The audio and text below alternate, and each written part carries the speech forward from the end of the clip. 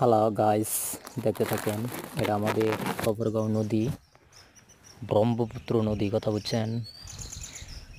আগে মনে করেন নদীটা সেই বড় ছিল, কিন্তু এখন মনে করেন ছোট হয়ে গেছে গা। মানে বাঁধ দিছে তো, তার জন্য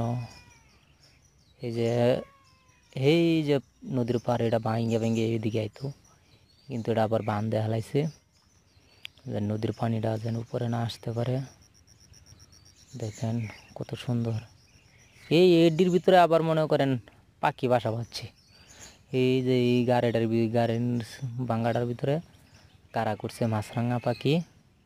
এই যে দেখা যায় মাছরাঙা পাখি, তারপরে এই যে গাতা দেখা যায় এর মধ্যে মাছরাঙা পাখি মনে করেন বাসা বাঁধছে। সেই লাগতেছে গোবর গোবিন্দা রাস্তা বড় করতেছে, কিন্তু সরের ইন্দা গাতা করতেছে নদী।